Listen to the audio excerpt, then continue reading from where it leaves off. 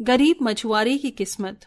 श्रीमन नारायण नारायण नारायण, हरि हरि श्रीमन नारायण नारायण, हरि हरि। तेरी लीला सबसे प्यारी न्यारी हरि हरि।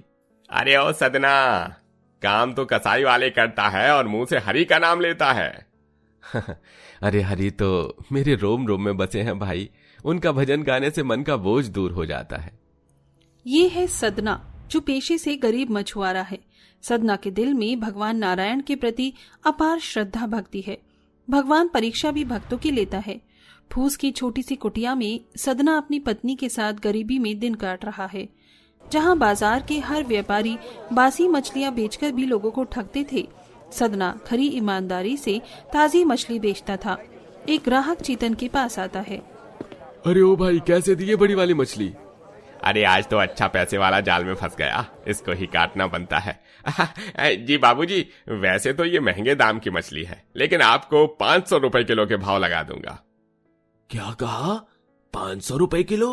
अरे इतनी महंगी मछली दिखने में बासी सी है। अरे सेठ, मछली की जात तो देखो, एकदम ताजी है। वो जो जरा धूप लग गई थी ना, इसलिए मुरझा गई है। मछली ले लो मछली, ताजी ताजी मछली ले लो, रेहू मछली, पोठिया मछली ले लो। गरीब मछुआरे की मधुर बुलाहट सुनकर ग्राहक उसके पास आ जाता है। हालांकि उसके पास बेचने को थोड़ी ही मछली थी, लेकिन एकदम चमकदार और ताजी थी। अरे भाई, क्या भाव दी मछली? 100 रुपए में सारी मछली ले जाओ साहब जी। मछली थोड़ी मछली तबके की है। अच्छा, तो तौल दो फिर। ग्राहक खुशी खुशी गरीब मछुआरे की सारी मछली खरीद लेता है। सदना बड़ी संतुष्टि से 100 रुपए की कमाई को सरमाथे से लगाता है और अपना जाल बंसी उठाकर बाजार से निकल पड़ता है और बनाने को थोड़ा अनाज खरीदकर अपनी कुटिया में पहुंचता है, जहां पत्नी पार्वती उदासी के भाव से आंगन को देखकर रो रही थी। अजी आ गई तुम? ये क्या पार्वती, तुम रो रही हो? नहीं तो जी, बस आंखों में कचरा चला गया था, इसलिए पानी आ गया था। मैं तुम्हारी पीड़ा को समझता हूँ पार्वती, कि तुम क्यों दुखी हो। औलाद देना न देना नारायण के हाथ में है। अगर भाग्य में लिखा होगा तो एक दिन हमारे आंगन में भी बिटिया की किलकारी गूंजेगी। लेकिन तू क्यों अपना दिल दुखाती है? तो क्या करूं जी, ये सांझ की बेला में सबके बच्चे उनके आंगन में खेलते हैं, लेकिन हमारा आंगन आज भी सोना है। आप तो नारायण को इतना पूछते हैं, तो उनसे कहिए ना, मेरी गोद भर दें। आखिर कब तक हम गरीबी में बेऔलाद के बनकर जीते रहेंगे? ऐसा कहते हुए पार्वती फूट फूट कर रोने लगती है, जिससे सदना का भी दिल भर आता है, क्योंकि कहीं ना कहीं गरीबी और औलाद की कमी उस गरीब मछुआरे को भी दिल ही दिल में चुभती थी। अच्छा, आप जल्दी से रोटियां बनाकर खिला दे, बड़ी जोर की भूख लगी है।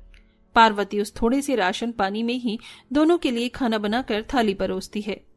शुक्र है, आज तो पेट भरकर खाने के लिए रोटियां हैं हमारे पास। इससे अच्छी किस्मत और क्या होगी पार्वती। धन्यवाद नारायण। गरीब मछुआरे का धन्यवाद सीधे जल के भीतर शेषनाग पर बैठे नारायण और देवी लक्ष्मी के पास पहुंच जाता है।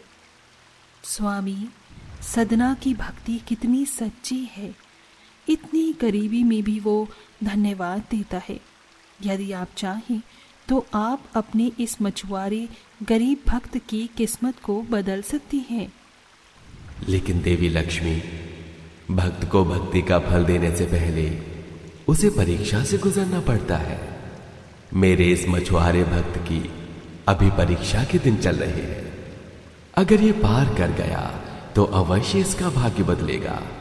दोनों पति पत्नी जैसे ही निवाला खाने जाते हैं, तभी एक भूखी बुढ़िया चौखट पर आकर खाना मांगती है।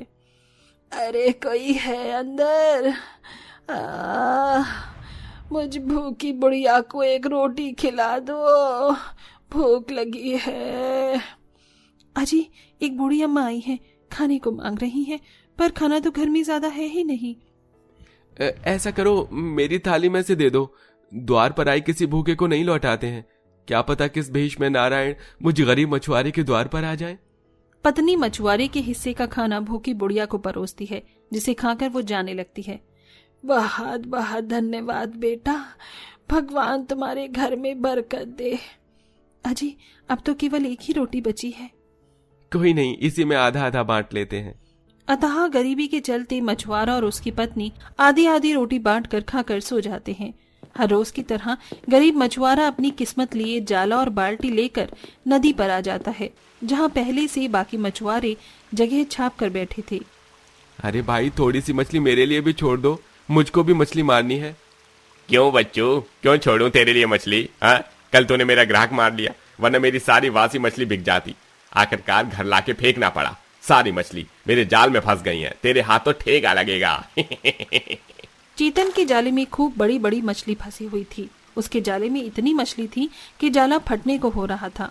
चेतन गरीब मछुआरे को चिढ़ाकर चला जाता है। काफी देर तक जाला डाले डाले सदना इंतजार करता है और जाल खींचता है तो उसमें ढेर कंकर पत्थर भरे देखकर वो मायूसी से कहता है, हे भगवान, आज मछली तो दूर, जाले में घोंगा भी नहीं फंसा है। लगता है आज का दाना पानी मुझ गरीब मछुआरे की किस्मत में नहीं है। मायूस मन से शाम ढले सदना घर आता है। क्या हुआ, राशन नहीं लाए? नहीं, आज एक भी मछली पकड़ में नहीं आई। आज नमक पानी पीकर सो जाते हैं। इतनी गरीबी हालातों से होकर गुजरने के बाद भी मछुआरे ने दोष नहीं लगाया, लेकिन इससे भी बढ़कर दुख अभी आने थे। देखते देखते बरसात शुरू हो जाती है और पूरी नदी का पानी उफान पर आ जाता है, जिससे मछुआरे मछली मारने के लिए जाना छोड़ देते हैं। इधर गरीब मछुआरे और उसकी पत्नी पर दुखों का पहाड़ टूट पड़ा था। उनकी झोंपड़ी चूने लगी थी और बगैर खाए पिए पार्वती बुखार में तपने लगती है। तभी उसे एक सपना आता है, जहां वो दुख में नदी में जाला डाले डाले बैठा था और उसकी आंखों से झरझर आंसू बह रहे थे। भगवान, क्या मुझ गरीब मछुआरे की किस्मत अभी नहीं बदलेगी? क्या जीवन भर मैं और मेरी पत्नी लोगों के बे औलाद होने के ताने ही सुनेंगे और गरीब रहेंगे? तभी एक चमत्कार हो जाता है। नदी का पानी हीरे के समान चमक उठता है और उसे मछली के आधे रूप में भगवान हरि दिखाई देते हैं। सदना, मैं तुम्हारी भक्ति से प्रसन्न हुआ, इसीलिए अब मैं तुम्हें इसका फल देने जा रहा हूं। इस नदी के अंदर जाला डालो और उसमें जो सुनहरी मछली निकले उसे घर ले जाना। तुम्हारे भाग्य बदलने जा रहे हैं। तभी मछुआरे का सपना टूट जाता है और वो देखता है कि पत्नी बदहाल बिस्तर पर पड़ी है। हर तरफ घर में झरने की तरह पानी टपक रहा था।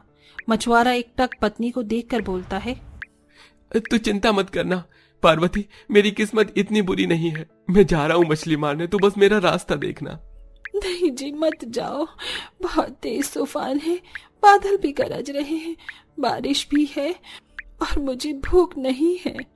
लेकिन मछुआरा जाला बाल्टी उठाकर बरसात में अपनी किस्मत आजमाने निकल जाता है।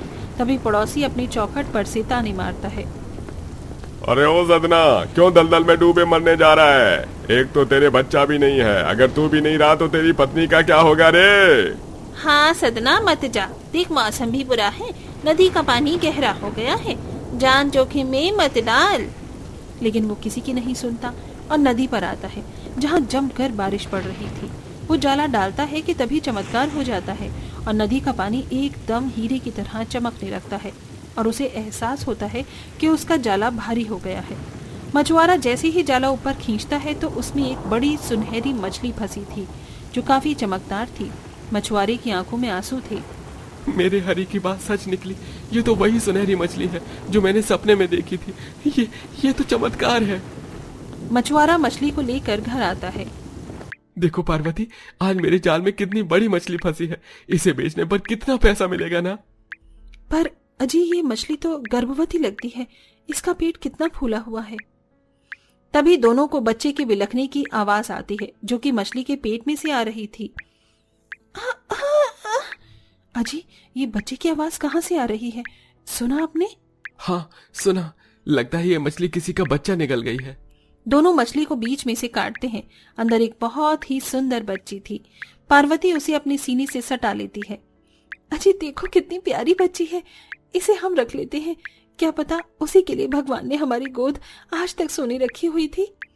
तभी एक सुनहरी सी रोशनी होती और मछली जुड़ जाती है और बोलती है, ये बच्ची तुम दोनों की है और मैं नदी में रहने वाली एक जादुई मछली हूँ। मुझसे डरो नहीं, मैं तो तुम्हारी किस्मत बदलने आई हूँ। ये कहते हुए जादुई मछली अपने मुंह से खूब सारे हीरे जवाहरात सोना मूंगा बरसाने लगती है।